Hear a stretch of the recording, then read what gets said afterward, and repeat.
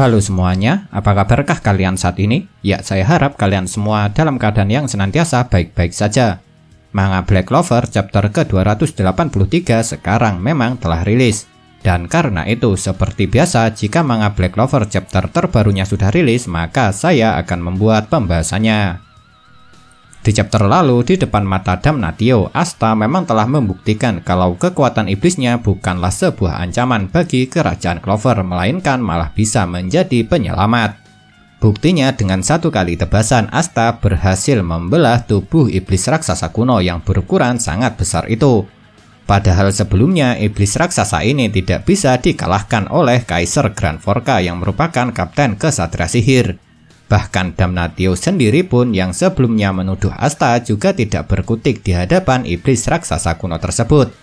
Dan karena sekarang Asta telah membuktikan kalau kekuatan iblisnya tidak membahayakan bagi kerajaan Clover di hadapan semua orang, tuduhan yang mengatakan Asta sebagai penjahat seharusnya dapat segera dihapuskan.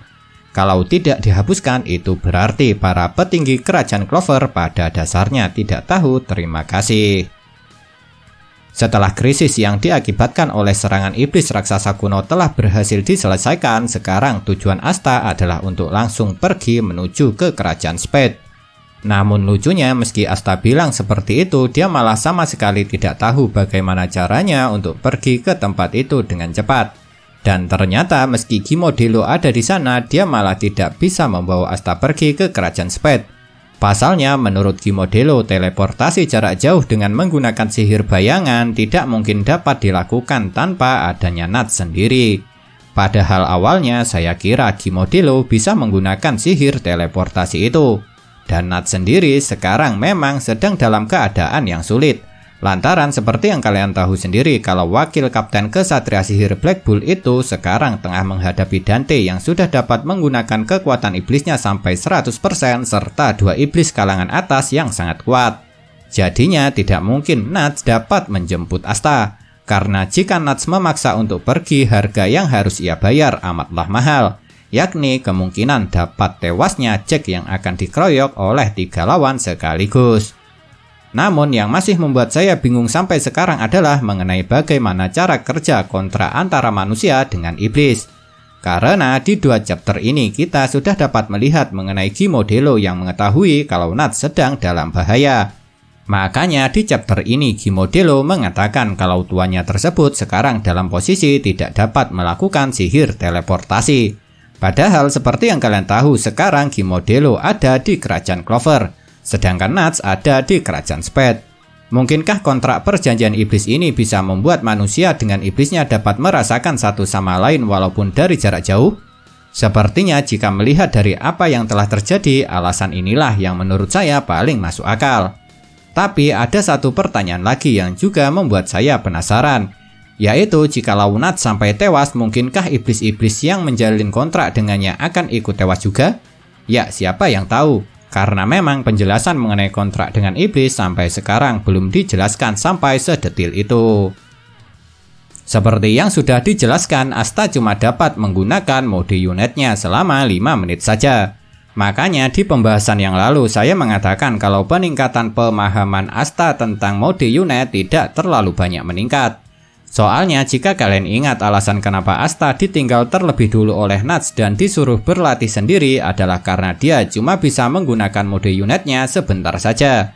Dan 5 menit kalau menurut saya juga masihlah waktu yang cepat. Oleh sebab itu, karena waktu yang singkat perubahan wujud mode unit Asta habis di chapter ini. Dan lucunya ketika mode unitnya habis, Asta malah panik saat dirinya jatuh dan tidak bisa terbang. Bahkan Asta sampai melupakan kalau dirinya bisa terbang dengan menggunakan pedang Demon Slayer-nya. Tapi bukan masalah Asta yang panik ketika jatuh ini yang akan saya bahas, melainkan mengenai seberapa banyak Asta dapat memberikan serangan ketika menggunakan mode unitnya. Dan jika saya tidak salah hitung saat Asta menggunakan mode unit, dia cuma dapat melancarkan 3 kali serangan. Yang pertama ketika dirinya menghilangkan sihir milik iblis raksasa. Yang kedua adalah saat Asta membelah tangan sang iblis untuk bertahan. Dan yang ketiga ketika dia mengakhiri hidup iblis raksasa kuno dengan membelah tubuhnya. Dengan kata lain, kalau menurut perhitungan saya, paling banyak Asta cuma dapat memberikan 4-5 kali serangan saat dia menggunakan mode unit. Lantaran Asta masih menggunakan mode unitnya setelah berhasil mengalahkan iblis raksasa kuno walaupun sebentar. Jadi sekarang pertanyaannya adalah berapa banyakkah iblis yang akan dapat Asta kalahkan dengan serangan paling banyak 5 kali ketika menggunakan mode unit? Jujur saja kalau pendapat saya untuk saat ini Asta masih akan kesulitan untuk dapat mengalahkan Dante, Zenon, ataupun Vanica. Sebab meski Asta sekarang sudah bertambah kuat, ketiga pemimpin kelompok Dark Triad tersebut juga sudah semakin kuat setelah dapat menggunakan kekuatan iblis sampai 100%. Jadi kalau melawan ketiga pemimpin kelompok Dark Triad saja Asta masih kesulitan, terus bagaimanakah caranya dia akan dapat mengalahkan 2 iblis kalangan atas yang baru saja muncul itu? Penasaran bukan? Ya, saya sendiri juga penasaran. Tapi mau sepenasaran apapun, kita cuma bisa menunggu kelanjutan ceritanya di manga Black Clover chapter-chapter selanjutnya. Ketika Asta panik karena jatuh setelah mode unitnya habis, dia memang mendapat bantuan dari seseorang. Dan jika dilihat dari sihirnya, orang yang membantu Asta ketika jatuh itu adalah Finral. Tapi yang menanti Asta di daratan rupanya bukanlah Finral saja, melainkan sudah banyak teman-temannya yang berada di sana. Dan besar kemungkinan orang-orang itu adalah sesama anggota Black Bull, karena orang-orang yang menanti Asta itu memang cuma diperlihatkan kakinya saja. Dan jika dilihat dari percakapannya, sepertinya mereka berencana untuk pergi ke kerajaan Spade dengan Asta.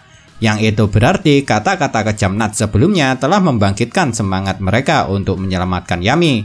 Namun sekarang yang jadi pertanyaan adalah seberapa banyakkah persiapan mereka semua ketika akan pergi ke kerajaan Spade? Sebab seperti yang kalian tahu sendiri, sebelumnya Nats mengatakan kalau mereka semua adalah orang lemah yang tidak berguna. Dan karena lemah itulah kenapa Nats melarang mereka untuk pergi ke kerajaan Spade untuk menyelamatkan Yami. Dan jika ingin menyelamatkan Yami, kata Nats, mereka harus bertambah kuat lagi. Mungkinkah mereka semua kekuatannya telah meningkat? Saya rasa mungkin saja. Namun yang jelas sekarang setelah adanya Finral, tujuan Asta untuk pergi ke kerajaan Spade dengan cepat telah menemukan solusinya. Sebab seperti yang kalian tahu sendiri, sihir Finral adalah sihir ruang waktu yang dapat melakukan teleportasi.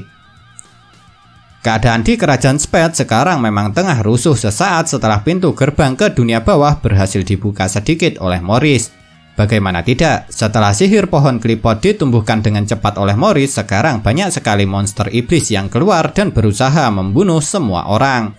Oleh sebab itu, pada chapter ini semua kesatria sihir saling bahu-membahu untuk menyelamatkan para warga kerajaan Spade. Dan pada chapter ini pula, akhirnya kita juga bisa melihat jenis sihir milik Makusa, yang ternyata sihir Makusa adalah sihir penciptaan salju. Dan dengan bantuan dari sihir Makusa, mereka dapat menyelinap untuk menyelamatkan para warga. Tapi selain Makusa, ternyata Shelly dan Valtos pun juga ikut turun tangan untuk menyelamatkan para warga. Jadinya dengan kekuatan sihir dari Makusa, Shelly serta Valtos, banyak warga dari kerajaan Spade berhasil mereka ungsikan. Namun masalah tidak berhenti di situ saja. Soalnya monster iblis yang muncul terus saja bertambah semakin banyak. Yang hal itu membuat para kesatria sihir dari kerajaan Spade kesulitan untuk menghadapi mereka. Dan di saat itulah Fuegoleon dengan roh apinya muncul memberikan pertolongan. Memang benar kedatangan Fuegoleon ini sangat membantu sekali untuk menumpas para monster iblis. Buktinya Kapten Kesatria Sihir Crimson Lion ini dapat dengan mudah mengalahkan banyak para monster iblis dengan 1 kali serangan. Tapi sekarang yang jadi pertanyaan adalah kapankah Dorothy serta Nozel akan ikut muncul juga? Karena seperti yang kalian tahu sendiri kalau Fuegoleon, Dorothy serta Nozel memang telah mendapat tugas yang sama, yaitu untuk mengalihkan perhatian para bawahan Dark Triad. Dan karena Fuegoleon sekarang telah muncul di luar, itu berarti dia telah menyelesaikan tugasnya. Jadi seharusnya kalau Fuegoleon bisa menyelesaikan tugasnya, Dorothy serta Nozel pastinya juga akan bisa. Lantaran saya rasa ketika Kapten Kesatria Sihir ini memiliki kekuatan yang tidak jauh berbeda. Walaupun Fuegoleon sudah memberikan bantuan, namun karena monster iblis terus bertambah meski sudah banyak yang dikalahkan, jadinya pertarungan pun menjadi semakin sulit. Hal itu menyebabkan yang awalnya kelompok Makusa dapat menyelinap untuk menyelamatkan para warga harus ketahuan. Dan lucunya, Seke yang pada dasarnya orang terlemah dalam kelompok tersebut malah ketakutan. Yang saya rasa hal itu sangat wajar. Sebab bisa dibilang kenapa Seke bisa berada di tempat itu karena dia terjebak dengan keadaan. Keadaan di mana ia dipaksa ikut oleh perintah dari Raja Kira. Dan di saat keadaan di kerajaan Spade sedang genting-gentingnya inilah bala bantuan tiba. Bala bantuan itu adalah kelompok Noel yang datang bersama dengan para penjaga roh serta Patri.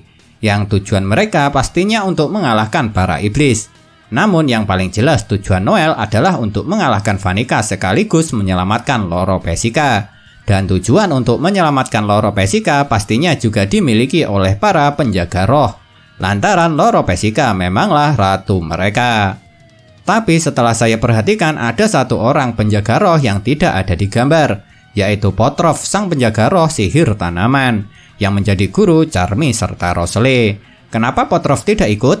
Saya rasa kenapa Potrov tidak ada mungkin alasannya sama dengan tidak ikutnya Kaisar Granforka, yaitu untuk menjaga kerajaan. Dan satu hal lagi yang masih janggal menurut saya, yakni tidak ditunjukkannya Ria, Vanna, serta Veto. Soalnya memang cuma Patrilah yang ada di gambar halaman terakhir manga Black Clover chapter ke-283 ini. Mungkinkah alasan kenapa ketiga elf itu tidak ikut juga sama dengan Potrov serta Kaisar Granforka, yaitu untuk menjaga desa elf baru sekaligus melindungi keturunannya Leeds? Atau mungkinkah mereka bertiga diberi tugas lain oleh Patri? Ya, semakin banyak pertanyaan-pertanyaan yang kita bayangkan akan semakin membuat kita penasaran serta bingung dengan jawabannya. Maka dari itu, pilihan yang paling tepat untuk kita ambil sekarang adalah bersabar menunggu lanjutan manga Black Clover rilis. Sekarang karena kelompok kesatria sihir Black Bull yang ada di kerajaan Clover sudah berencana untuk pergi ke kerajaan Spade dan kelompok Noel sekarang juga sudah sampai di kerajaan Spade, itu berarti nantinya semua anggota Black Bull akan berkumpul kembali setelah sekian lama. Dan jika anggota Black Bull berkumpul, itu berarti nanti di kerajaan Spade akan terjadi sebuah kerusuhan yang amat besar. Lantaran seperti yang kalian tahu sendiri, kelompok kesatria sihir Black Bull memang terkenal dengan ulahnya yang suka membuat kerusuhan. Namun jujur saja, kerusuhan yang akan dibuat oleh kelompok kesatria sihir Black Bull ini malah saya nantikan. Sebab saya juga penasaran dengan aksi-aksi para anggota Black Bull yang sudah lama tidak pernah muncul. Contohnya seperti Zora. Nah, itulah yang dapat saya bahas mengenai manga Black Clover chapter ke-283 ini. Kalau menurut kalian kejadian manakah yang paling menarik? Tinggalkan komentar kalian ya.